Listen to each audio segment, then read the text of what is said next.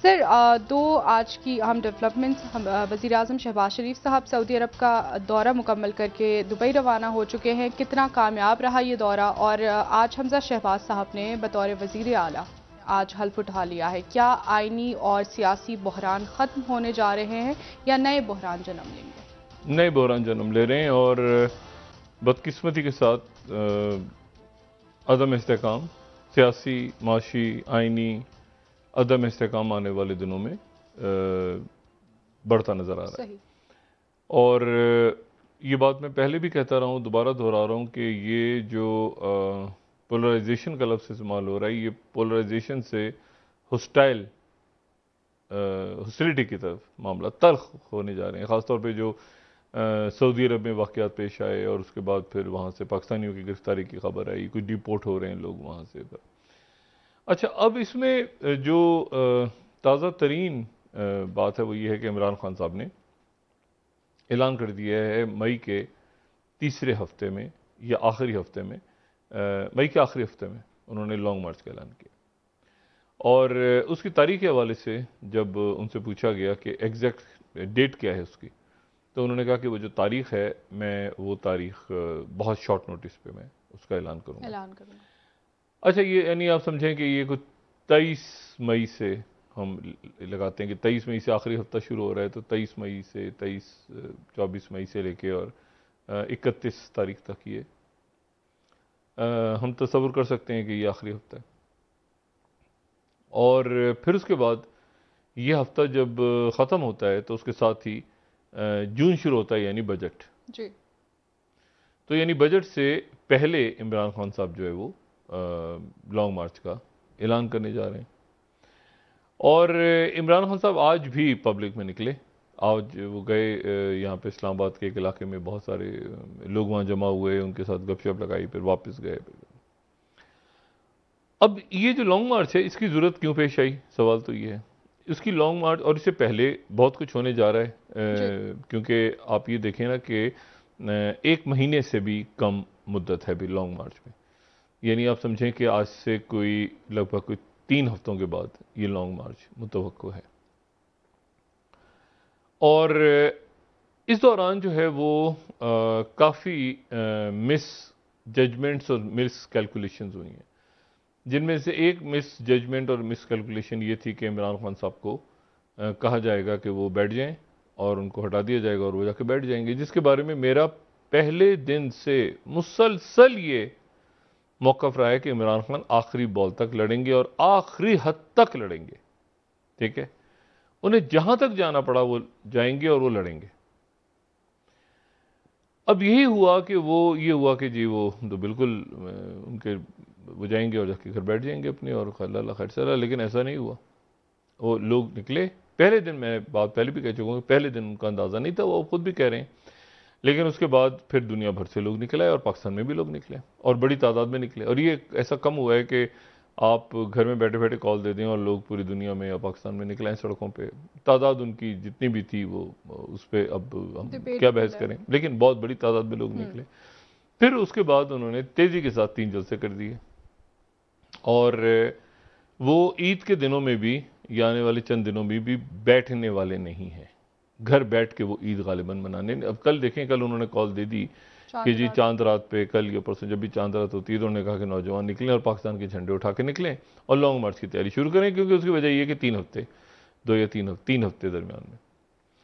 अच्छा, अब इन 3 हफ्तों में और क्या होने जा रहा है? पहली बात तो यह है कि शहबाज शरीफ साहब सऊदी अरेबिया में उनकी मुलाकातें हुई और उनकी मुलाकात वली अहद शहजादा मोहम्मद बिन सुलेमान MBS और इसी दौरान और उनके वक्त के साथ जो बाकी अरकान थे, बिलावल भुट्टो जरदारी साहब थे, शाहज़ेन बुगटी, बाकी ख्वाजा आसिफ साहब बाकी था। इसी दौरान वहाँ पे तुर्की के सदर रजब तैयब एर्दोगन भी थे, वो अपनी मुख्तसर काबीना के साथ थे, लेकिन उनकी मुलाकात शाह सुलेमान से हुई। तुर्की के सदर की मुलाकात शाह सुलेमान से हुई, हमारे जो अकाबरीन हैं उनकी मुलाकात वली अहद से हुई। और तुर्की के सदर का ये जो दौरा वहाँ पे हुआ, जिसमें शाह सुलेमान के साथ उनकी मुलाकात की, हम वीडियोज़ भी चला रहे हैं, और ये मुलाकात बड़ी इंपॉर्टेंट इस हवाले से रही कि शाह सुलेमान बिन अब्दुल अजीज़ जो हैं वो अच्छा उनकी शाह सुलेमान से भी हुई और वली अहद से भी हुई, रजब तैयब उर्दुगन की, और उनकी मुख्तसर सा वफ्द, और ये स्ट्रेटेजिक लेवल पे बहुत बड़ा एक आप समझें कि एक वाक़या मैं इसको करार दे रहा हूँ कि शाह सुलेमान के साथ फिर हमारे जो अकाबरीन थे उनकी, वो चूँकि वली अहद की दावत पे गए थे तो उनके दौरे की नौयत डिफरेंट थी, उनके दौरे की डिफरेंट थी। वो दौरा काफ़ी महीनों से प्लान हो रहा था, तैयब उर्दुगन का दौरा, और उसकी वजह ये कि सऊदी अरेबिया, ये मैं पहले भी बात कर चुका हूँ कि अख़वान मुस्लिमून के हवाले से तनाज़ात चल रहे थे, फिर अरब स्प्रिंग जब शुरू हुई, फिर वहाँ पे तुर्की जो है कतर के साथ आ गया, फिर कतर, मतलब बहुत से उलझे हुए मामला थे जिनका दूर होना बहुत ज़रूरी था। मोहम्मद मुर्सी को सपोर्ट किया रजब तैयब उर्दुगन ने, नेशनैलिटी दी, उसके नतीजे में अच्छा फिर ये जहन में रखें कि जब आप अख़वान मुस्लिमून को सपोर्ट करते हैं तो ख़ुद ब खुद आप सपोर्ट करते हैं हमास की, क्योंकि हमास अख़वान मुस्लिमून की वो शाख है जो कि फ़लस्तीन में और आज वहाँ पे कशीदगी जो कई दिनों से जारी थी, वो कशीदगी आज एक नए रुख पे चली गई, क्योंकि उसकी वजह यह है कि आज वहाँ पे पहली शहादत हुई फ़लस्तीनी की, और एक वहाँ पे इसराइल का जो गार्ड है वो भी मारा गया। तो वहाँ पे खून खराब अब शुरू हो चुका है फ़लस्तीन के मकबूजा फ़लस्तीनी इलाकों में, तो वो कशीदगी वहाँ पे बढ़ रही है। अब इस पूरे दौरे के दौरान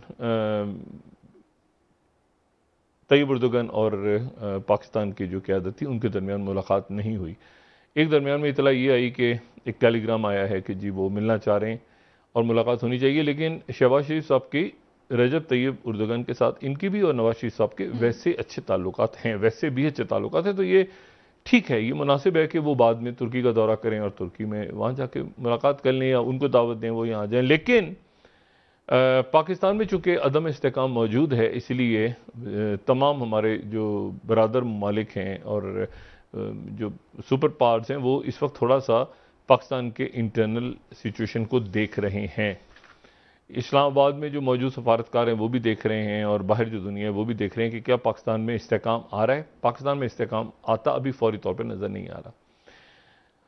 दो तीन बातें उसमें क्या, उसमें दो तीन बातें अहम ये कि अच्छा अब मुत्तहिदा अरब अमारात गए हैं तो वहाँ पे जरदारी साहब मौजूद हैं यूएई में, क्योंकि उनका नाम जो है वो ईसीएल से निकला है, और बिलावल भुट्टो जरदारी साहब भी वहाँ पे ज़ाहिर है साथ होंगे बतौर वज़ीर ख़ारजा।